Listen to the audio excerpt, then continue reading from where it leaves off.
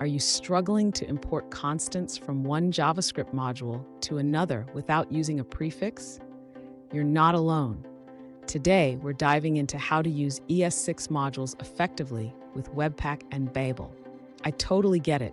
It can be really frustrating when you're trying to streamline your code, but the syntax just doesn't seem to cooperate. Many developers face this challenge when working with ES6 modules.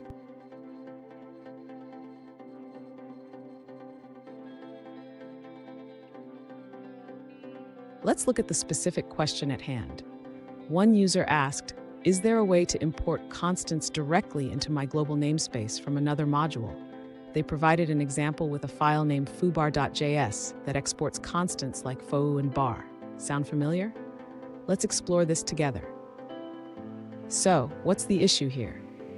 When you import a module, it typically keeps its exports within its own namespace. This means you have to reference them with a prefix unless you import them directly. Let's break down the options. And stick around.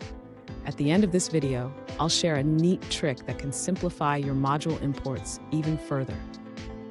To import constants directly into the global namespace, the user can utilize a specific import syntax.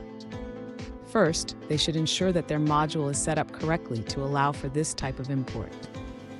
Next, the user can create a new module file, for example, main.js. In this file, they will import the constants from foobar.js using a special syntax. Now the user can access the constants directly in their global namespace. This means they can use foo and bar without any prefixes. Finally, the user should test their implementation to ensure that the constants are accessible globally. They can do this by calling the doSomething function.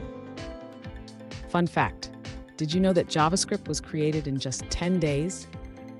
It's come a long way since then, but some quirks still remain. Now let's look at the answers provided by other users. This user clarifies that with ES 2015, you cannot wildcard import variables directly into the root namespace of a module. They suggest two options. First, you can import everything as a namespace using import star, or you can import specific constants directly. Here's a pro tip.